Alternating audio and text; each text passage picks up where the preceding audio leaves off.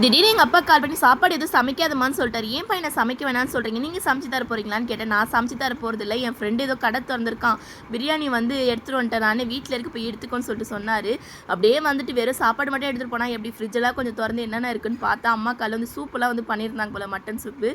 அப்போ வந்து கறிலாம் வச்சுட்டு போயிருக்காங்க. ஃப்ரிட்ஜு ஏன் அது அப்படி இருக்குன்னு பார்க்குறீங்களா, அது அப்போ வாங்கினதுங்க, நான் சின்ன வயசாக இருக்கும்போது வாங்கினது, இன்னும் அதுதான் எங்கள் வீட்டில் யூஸ் பண்ணிகிட்டு இருக்காங்க. அப்படியே வீடெல்லாம் போட்டு சாப்பாடு எடுத்துகிட்டு போய் வீட்டுக்கு போகிறேன். நான் வரத்துக்கு லேட் ஆகிடுச்சு, வேலைலாம் இருந்துச்சு, அதனால வந்து கொஞ்சம் லேட்டாக தான் வந்து போனேன். சாப்பாடு எப்பயோ வாங்கிட்டு வந்து வச்சுட்டாங்க போல், சிக்கன் பிரியாணி. சிக்கன் பிரியாணியில் இருக்கான்னு சிக்கன் சாப்பிட மாட்டேன், வெறும் பிரியாணி சாப்பிடுவேன். 65 வந்து கொஞ்சமாக எடுத்து பண்ணேன், 65 இல்லை. இதே சாப்பிட்டு டேஸ்ட் நல்லா இருந்துச்சு. வேலைலாம் கொஞ்சம் இருக்குது, அதனால வந்து சாப்பாடு செய்கிற வேலை இல்லை.